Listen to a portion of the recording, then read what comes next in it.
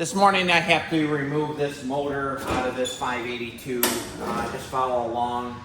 We're going to just turn it into a rolling chassis. This motor here does not run. They didn't use wing nuts for the side panels.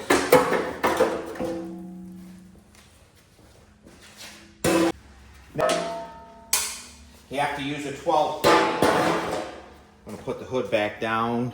Well, let's take the headlights, because we're going to take it off as a hood assembly.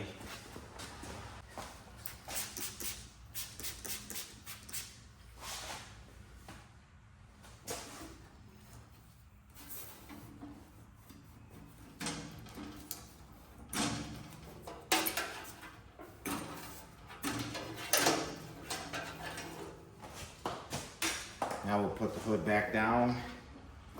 Latch works in this one.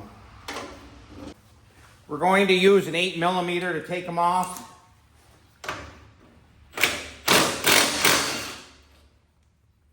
They have that type of head on them right there. That's how to tell if you have an early one.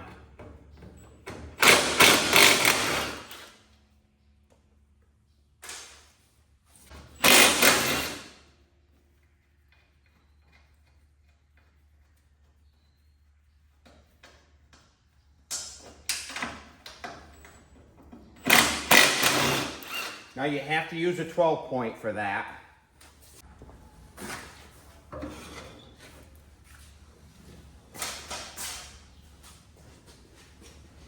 You remove the fuel tank. 7/16 air.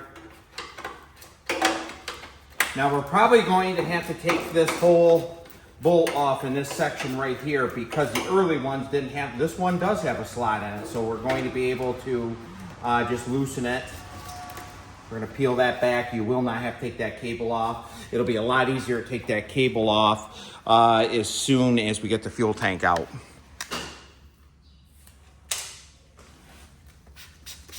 Now right here's your ground. I know I've said that before, but there's your ground for your headlights right there.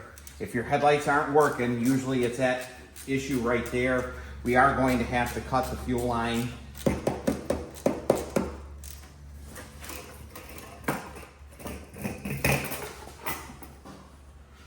There is a little fuel in there.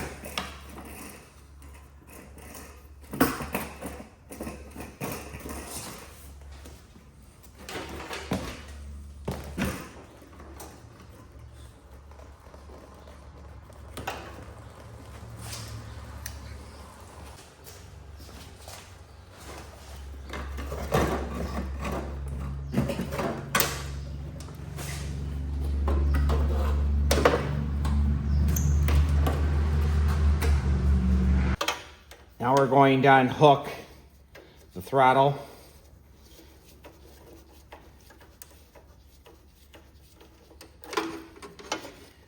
Tuck that down in.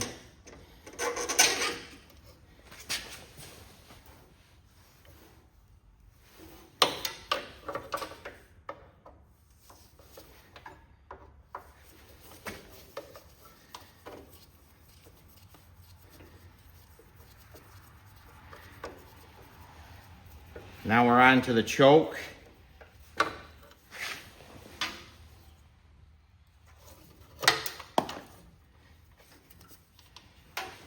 To hook that up, you'll have to take the air cleaner off anyways. It's quite a stunt show putting them back in.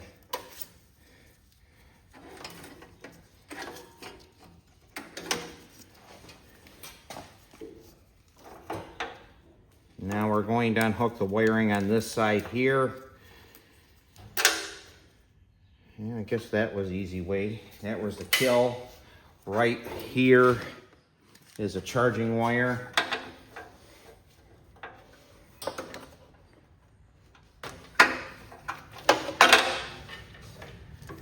So we should be in pretty good shape there.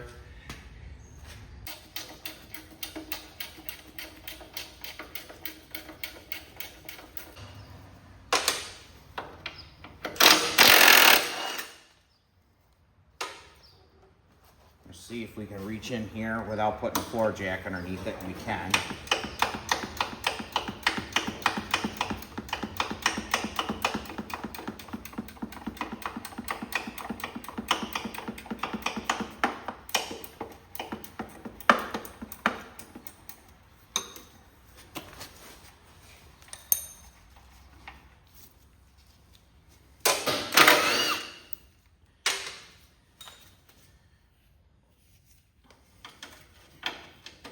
I don't get a lot of 582s in, to be honest.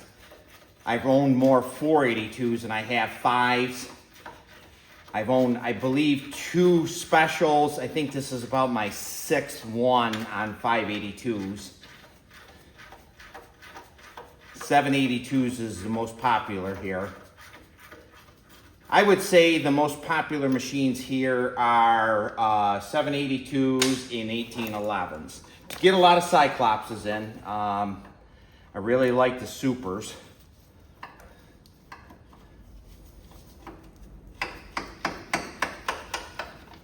I think an 1811 was probably one of the best Cub Cadets built. Had a gentleman in here the other day that was telling me that he didn't think much of an M18. Me personally, I like an M18. Yeah, they leak a little bit of oil, but M18 will build a lot of torque, a lot more torque than a Command. I'm not a big Command lover. A lot of guys love them. Great motor. I'm just old school, I guess.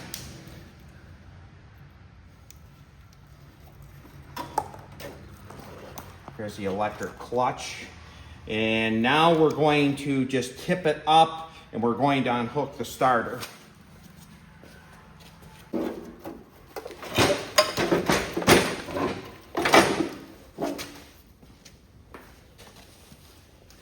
Right there's the starter.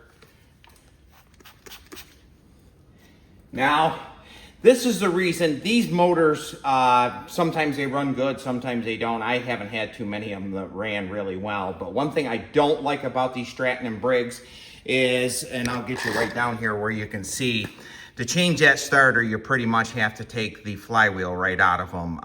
Very poorly designed. You can see, compared to an M18 or a KT17, these don't have a lot of block in them.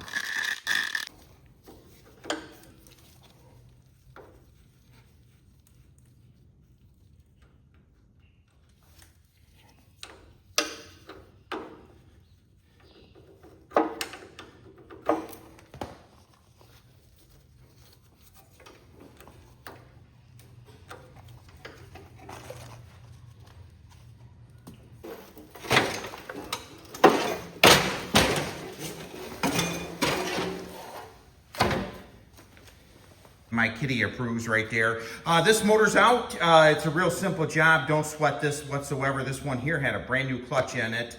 Going to put the hoods back on it, turn it into a rolling chassis. This motor's going to be going to its new home. My good friend Luke is going to put it, he needs some parts off in one of these Briggs & Stratton motors.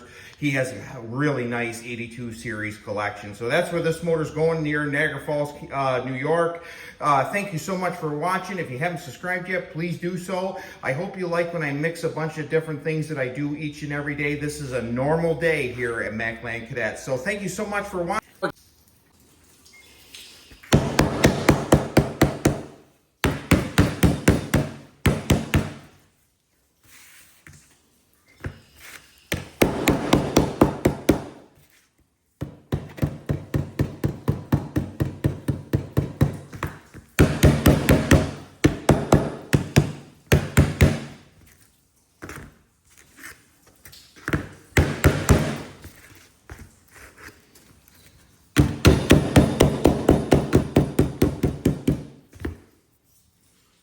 Here we go. I believe we're in pretty good shape.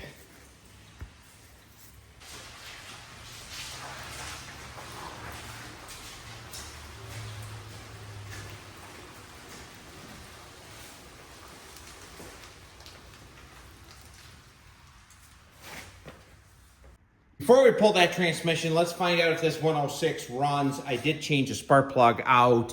It was full of oil down the cylinder. The carburetor was in extremely bad shape, so I put an aftermarket one on here, one of them Chinese ones.